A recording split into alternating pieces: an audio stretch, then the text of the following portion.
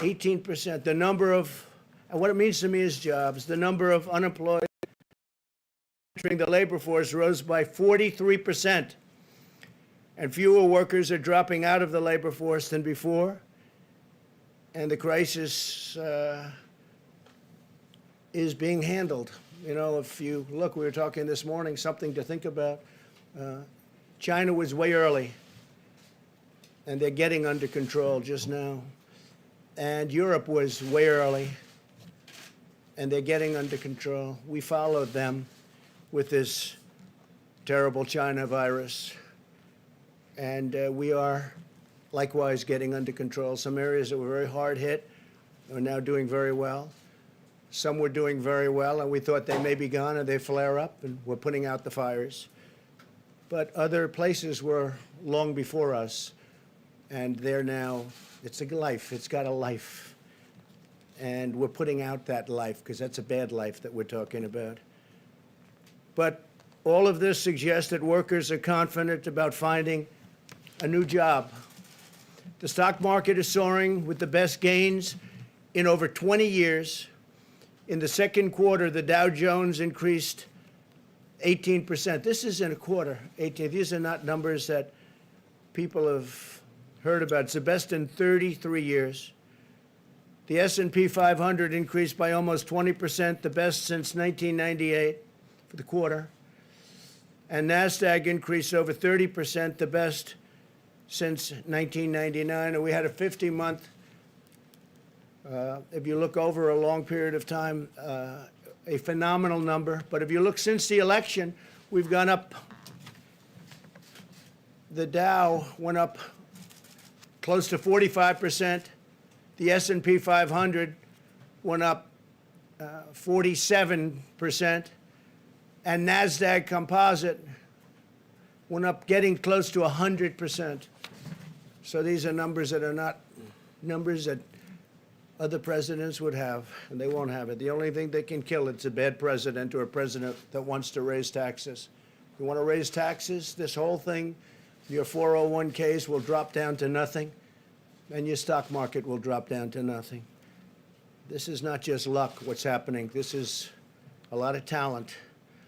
All of this incredible news is the result of historic actions my administration has taken working with our partners in Congress to rescue the U.S. economy from a horrible event that was formed, took place in China, and came here, and they could have stopped it. They could have stopped it. Nobody likes to write that, but they could have stopped it. They know it, and I know it.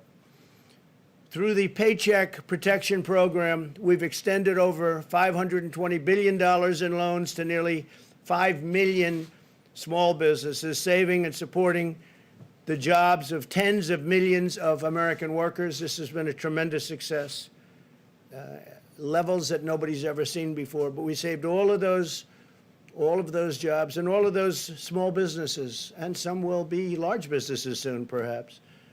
We also rushed urgently needed relief to millions and millions of hardworking taxpayers. They got that directly, and we're working on a phase 4. We're working with Congress. That work has started. Steve Mnuchin can give you a little briefing. Talking about payroll tax cuts. We're talking about more money being infused. And it comes back to us. It comes back. It's all coming back. It's coming back faster, bigger, and better than we ever thought possible. These are the numbers. These are not numbers made up by me. These are numbers. We've implemented an aggressive strategy to vanquish and kill the virus and protect Americans at the highest risk while allowing those at lower risk to return safely to work. That's what's happening. Our health experts continue to address the temporary hotspots in certain cities and counties, and we're working very hard on that, where the relationship with the governors is very good. We made a call, Mike Pence made a call just yesterday and said, what do you need? Not one governor needed anything. They don't need anything. They have all the medical equipment they can have. Thank you, U.S. government. They have all of the ventilators they have. You know, we're giving many ventilators and selling in some cases and giving when needed, but we're the ventilator king. We're now producing thousands of ventilators, thousands of ventilators a week, and we're helping other countries. And other countries are desperately in need of ventilators because this is now at 189 countries. That changes all the time, that number. Our last count is 189 countries, and many of them don't have money, and almost all of them don't have a capacity to build a ventilator, which is hard to build, very complex, very expensive, very big in many cases. We've done an incredible job. So we have assembly lines building ventilators, and we're building thousands a week. All of these people are working with governors and local officials to restore best practices, and that's what we've done. That includes face coverings, social distancing, testing, and personal hygiene. Wash your hands. State officials will decide how rapidly to open their economies. That's largely up to them. If we see something that's egregious, we've gotten involved with a couple of them where we thought it was unfair. We'd like to see churches opened quickly, and some of them just don't want to do that. In New York, we got a great ruling from a judge, thank you, Judge, that they can open. If these best practices are implemented, then the hotspots can be calmed quickly, and we understand this horrible disease right now. We didn't understand the disease at all. We did the right thing. We closed it up. We would have lost millions of lives. We've done a historic thing. We would have lost millions of lives. And now we're opening it up, and it's opening up far faster than anybody thought even possible, and more successfully. And as I said, you're going to have a fantastic third quarter. It'll be a third quarter the likes of which nobody has ever seen before, in my opinion. And the good thing is the numbers will be coming out just prior to the election, so people will be able to see those numbers. The fourth quarter, likewise, will be extremely good, and maybe most importantly, from the standpoint of our country itself, next year will be a historic year. Next year is going to be an incredible year for jobs, for companies, for growth. Things are happening like nobody would have thought possible. I do want to comment, Boeing, as you know, is moving along in their process. It's been a very hard process, a very complicated process, but they have made tremendous gains, and they're going for approvals on the aircraft, on the 737 MAX. They're also starting to do some real business, so I just want to congratulate Boeing. They've been through so much. I think it was probably the greatest company in the world. I used to say it was the greatest company in the world, and then it ran through a very tough period of time. But I just want to say that Boeing has made tremendous progress in a short period of time. And other companies I don't even have to talk about because they're all setting records. Virtually every one of our great companies is setting records. So I want to thank everybody for being here today. These are historic numbers in a time that a lot of people would have wilted. They would have wilted, but we didn't wilt, and our country didn't wilt. And I'm very honored to be your president. Thank you very much. Thank you.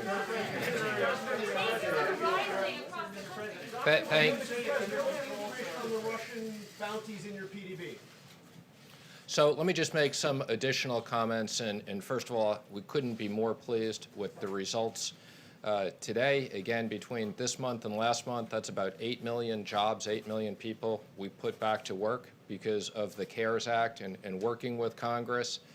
I think, as you know, people thought we would have 30 million people unemployed. Fortunately, we never got to that. So 8 million jobs back, but our work is not done. Our work won't be done until every single American who lost their job because of COVID gets back to work.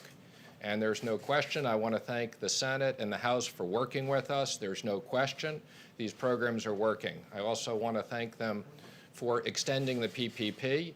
As I've said, it's our priority when we get to the CARES 4 bill in July. We will look to work with the House and Senate on a bipartisan basis to repurpose that money. We have about $130 billion left.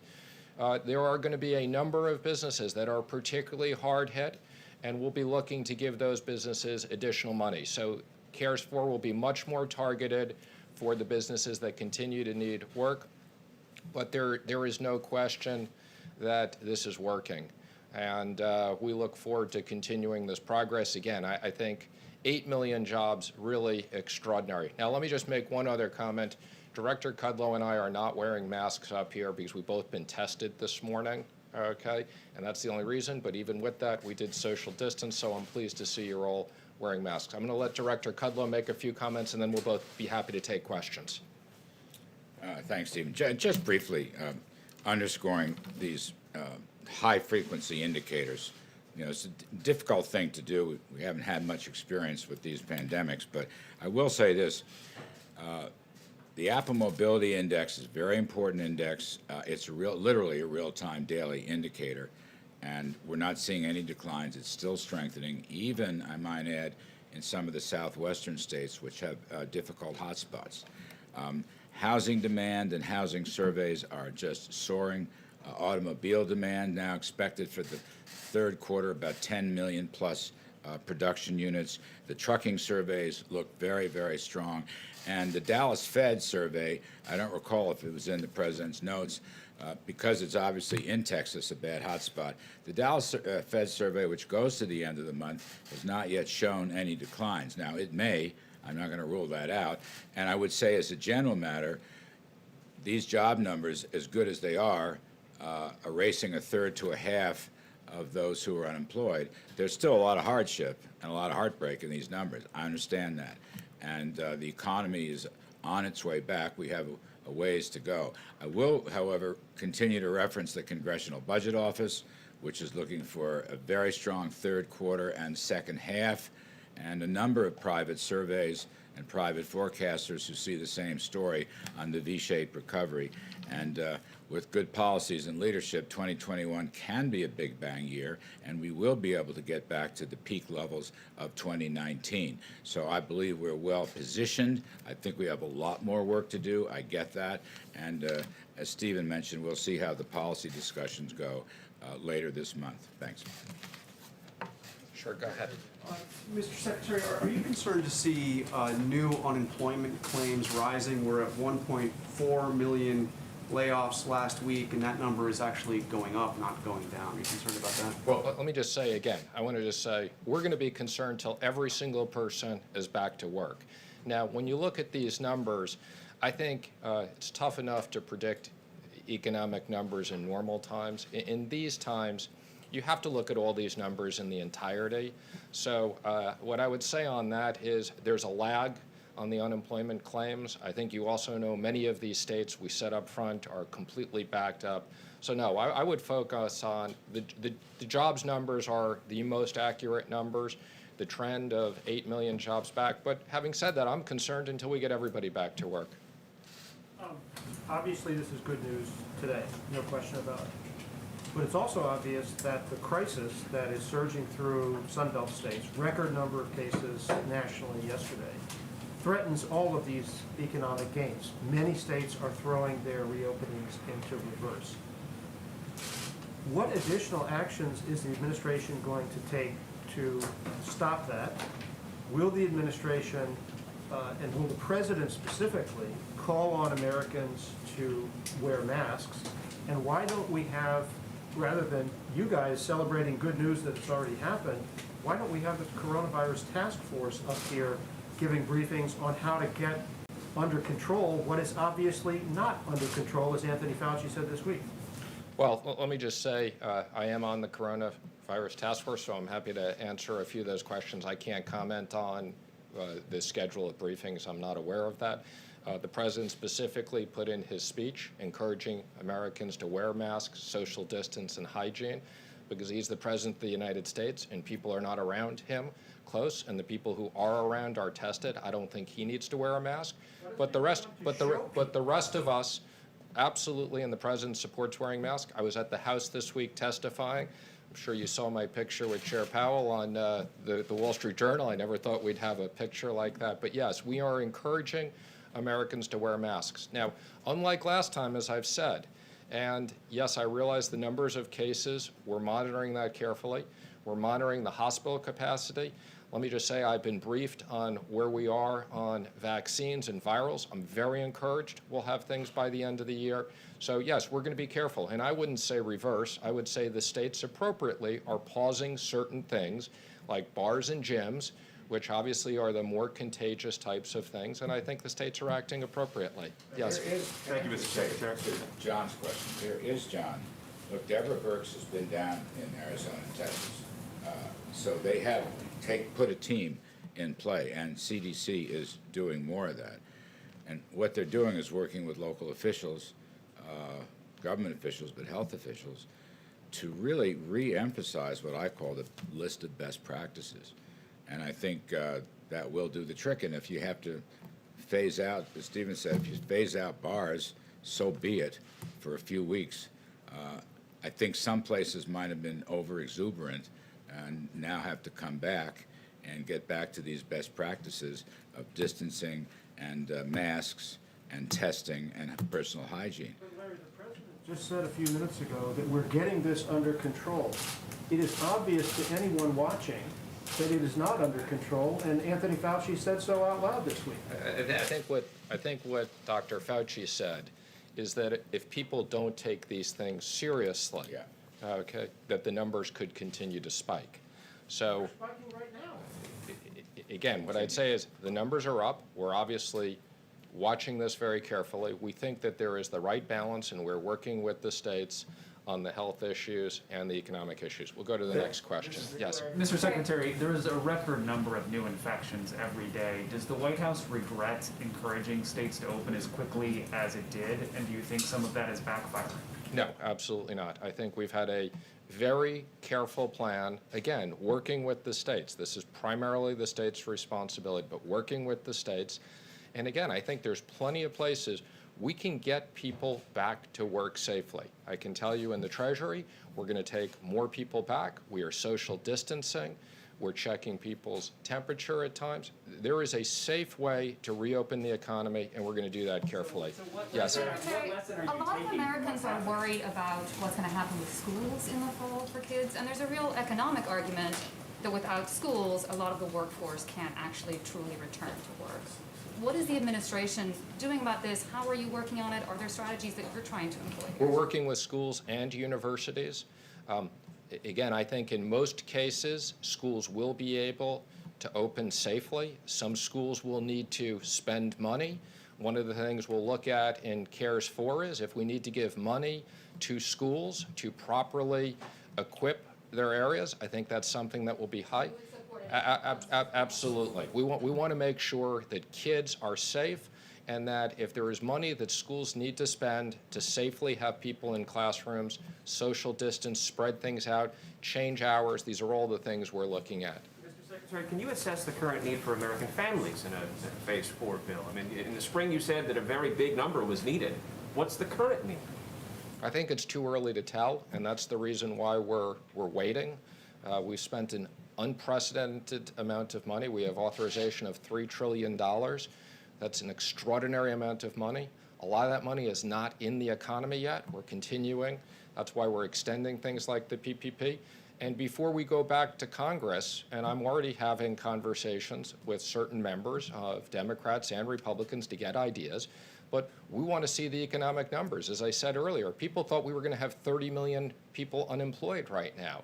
Fortunately, we're about 15 million unemployed. We had 5 million people unemployed before this, so we got 10 million people to put back to work. The president's committed to do what we need to do in the next bill to protect kids, protect jobs, protect liability. Yes, in the back. Mr. Secretary, can you take a look at the president's Twitter feed over the past few days? He tweeted a video of a supporter yelling "White Power." He's been tweeting a veto threat if military bases are named away from Confederate generals. He's been tweeting a lot about Confederate statues and not wanting them to come down. We're in the middle of a pandemic. Is the president more focused on preserving or celebrating the Confederacy than getting this pandemic under control? Let me just say, I think the president's focused on everything. I think this issue of statues and everything else is a complicated issue. There was an op-ed in the Wall Street Journal from the cardinal in New York about the Bible and everybody other than Mary and Jesus Christ. I think it's a very complicated issue. We need to have a balanced view of history. This is for the White Power video, because he has it. Again, I'm not. We're here to talk about economics. We'll take one more question in the back. Mr. Secretary. In the back, yes. Mr. Secretary, where is the Treasury Department on sending stimulus check to mixed-status families? There's a lawsuit that was allowed to proceed. Are you guys going to be doing that anytime soon? or you're gonna leave it to the courts to decide whether the Treasury Department has to do it? I'm sorry, I didn't understand the question. What's the question on stimulus checks? Mixed status families, so parents of American citizen children, people who are married to undocumented. Our position is that legal Americans, American citizens, should get the payments. That's our focus. If people are here illegally, they're not going to get economic payments. So, but let me just say, we're very focused on, as part of the next CARES Act, we're going to seriously consider whether we need to put more payments and direct payments over. Worked very well. Thank you, everybody. How much state and local aid? How much aid for state and local governments? We'll consider that. We'll have discussions.